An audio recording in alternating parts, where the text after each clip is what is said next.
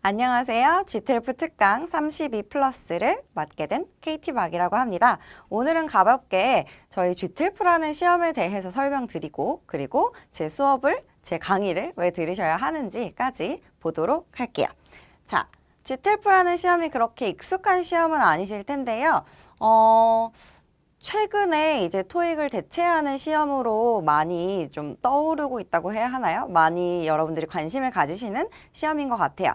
주관은 뭐 우리나라가 아닌 외국의 국제테스트연구원에서 주관을 하고 있고요. 그리고 유수의 대학들, 저희 나라에 있는 대학들은 아니고요. 보통 이제 미국 대학교에서 여러 가지 연구 개발을 통해서 이 학생 그리고 이 수험자의 영어 실력이 어느 정도인가를 평가하기 위해서 계속해서 개발 연구 중입니다.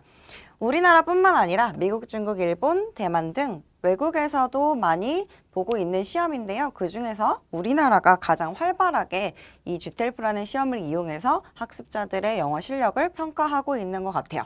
그중에서도 가장 많이 이제 이용하고 있는 곳이 정부기관이나 그리고 뭐 보통 이제 공기업들에서 많이 요구를 하죠.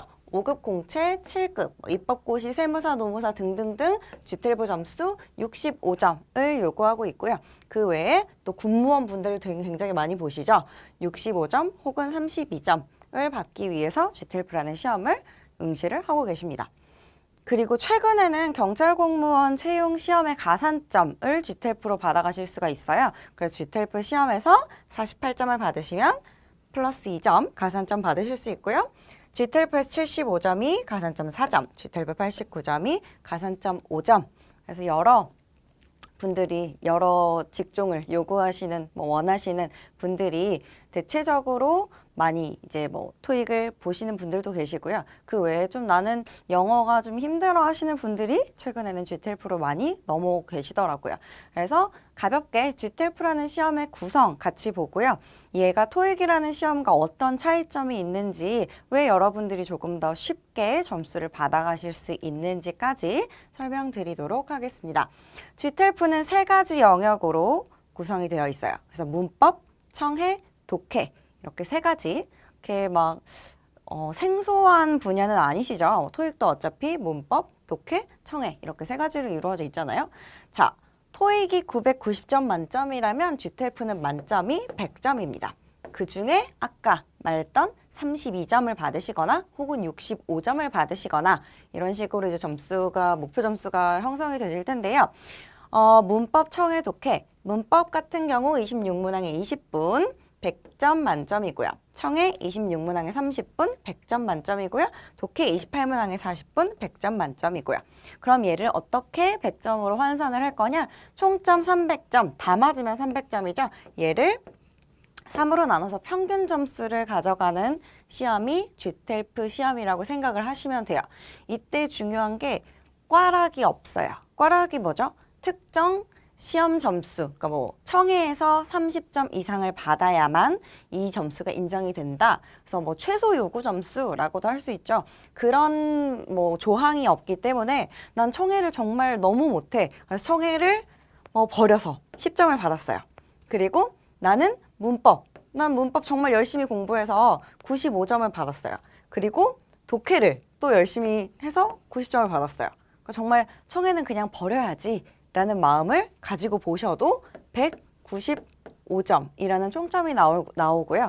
이 195점이라는 총점을 평균 점수를 내보면 여러분들이 목표로 하시는 65점이 나오실 수가 있습니다. 그럼 나는 청해를 그냥 빵점을 받았다. 그리고 독해에서 한 35점 정도를 받았다. 그러면 총점이 130점이 되죠. 130점 가지고 평균 점수 계산을 해보면요. 여러분들이 원하시는 32점에서 훨씬 더 높은 40점대의 점수를 받아보실 수 있는 시험이 바로 GTLF라는 시험입니다. 그래서 본인이 좀 나는 특정 영역은 자신이 있는데 특정 영역은 자신이 없어. 나는 좀 강점과 단점이 확실하게 나눠지는 스타일인 것 같아. 라고 하시면 GTLF라는 시험에 좀 공부를 하셔서 조금 더 쉽게 원하시는 점수를 받아가실 수 있으실 것 같아요.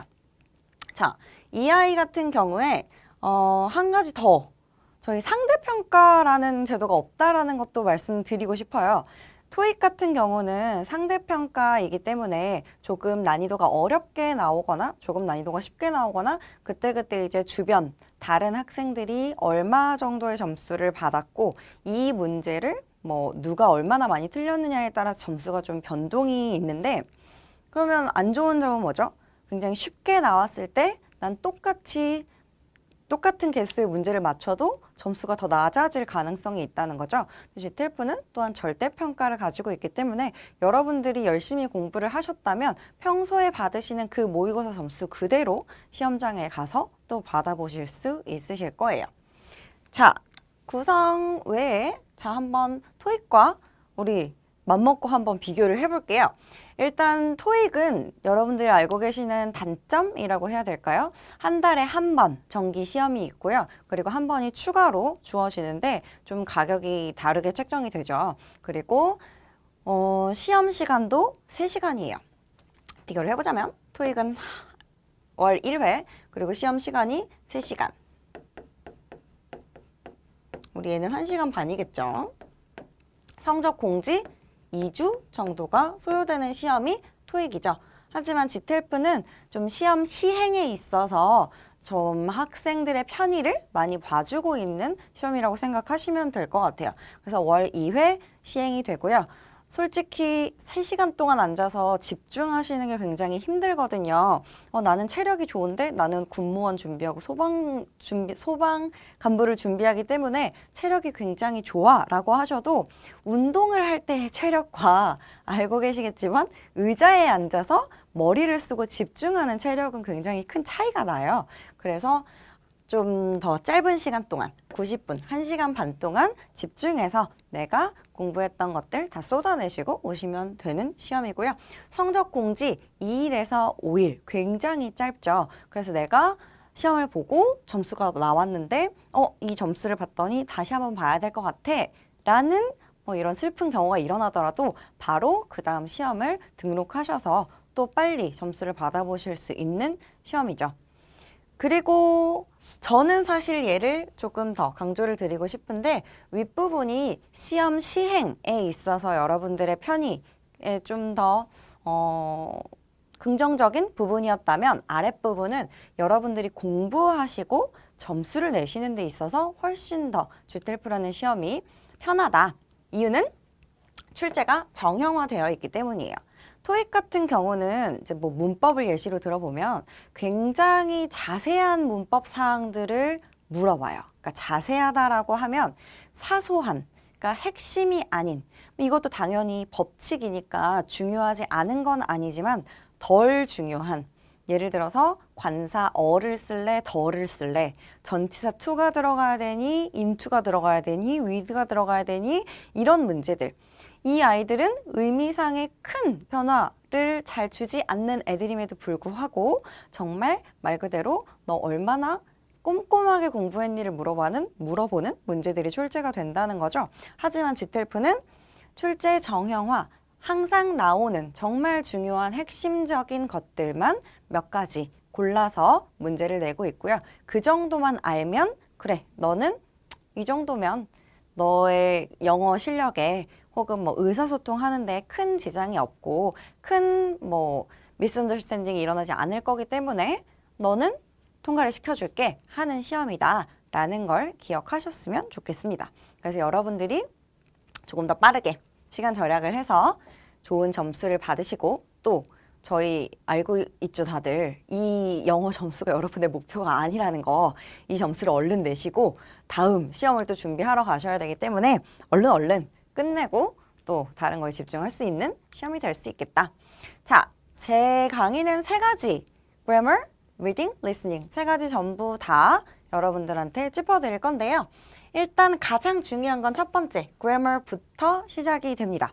grammar가 어떤 거죠? 문법이 대체 뭐죠? 문법은 단어들의 조합을 가지고 올바른 의미를 만들어내는 애고요. 그렇기 때문에 그 기본적인 법칙, 그 법칙을 아시면 이제 그 조합으로 의미 이해를 얼마나 잘했는지, 그리고 그걸 들을 때까지 이해할 수 있는지의 순서로 강의를 수강을 하셔주시면 좋겠습니다. 그래머에서 일단 정확한 이 문법 사항이 왜 생겼고 어떤 개념이고, 그러니까 무작정 외우기만 해서는 잘 이해가 안 되고 사실 가장 큰 적이 이거죠. 내가 이걸 왜 해야 하나. 그래서 마음속에 그 들끓는 그 반항심을 잠재워 드릴 수 있는, 이거 왜 생겼고 이건 이런 원리야 라는 개념 설명해 드릴 거고요. 그리고 암기하셔야 될 거 많잖아요. 암기 최대한 줄여드리도록 하겠습니다. 계속해서 반복시켜서 저희 예문 만들어 보고, 그리고 법칙 같은 거 원리 계속 설명해 드릴 거고요. 그래서 그냥 수업만 들으셔도, 강의만 들으셔도 나 그냥 듣기만 했는데 어느 정도 암기가 됐다 라고 생각하실 수 있게끔 도와드릴 겁니다. 그거 가지고 직독직해 읽으면서 바로바로 해석하고 이해하실 수 있는 방법 같이 알려드릴 거고요. 적용까지 무한 반복 함께 해드릴 거고요. 그리고 리스닝. 내가 리딩까지는 되는데 리스닝이 안 된다 하시는 분들, 그 문제점 3가지. 대체 왜 리딩이 리스닝으로 이어지지 않는가 하는 문제점 3가지와 그 3가지에 맞는 훈련법까지 설명을 드릴 거예요. 그래서 첫 번째, 그래머에서는 가장 점수 중요한 아이죠. 여기에서 점수가 안 나오면 평균 점수가 절대 올라가지 않기 때문에 가장 점수 올리기가 쉬운 영역이기도 하고요. 그래서 문제풀이 정말 쉽게 하실 수 있는 방법. 그래서 이렇게 하면 얘밖에 정답이 안 돼요. 동시에 오답이 어떻게 만들어지는지까지 보여드릴 거고요. 그리고 리딩에서 얘네가 항상 모든 사실 시험 출제는 비슷한 것 같아요. 얘네가 만들 수 있는 오답의 종류는 이것밖에 없습니다. 다른 건 없으니까 걱정 안 하셔도 돼요. 장담시켜드리면서 제가 만들어 드릴 수 있는 오답 패턴 외우고 적용하셔서 조금 더 실수 없이, 리딩은 사실 해석이 돼야 풀리는 애들이잖아요. 그렇기 때문에 해석을 제대로 안 해서 못하겠어요 하시는 분들에게도 조금 더 좀 체계적으로 정답률을 올리실 수 있는 방법 소개시켜 드리도록 할게요. 리스닝에서는 핵심, 노테이킹 어떻게 하셔야 되는지, 내가 들은 내용 중에서 어떤 부분이 정답과 연결될 건지 그 부분들 짚어서 설명을 해드리도록 하겠습니다. 그럼 지금부터 저희 강의를 시작해 보도록 할게요.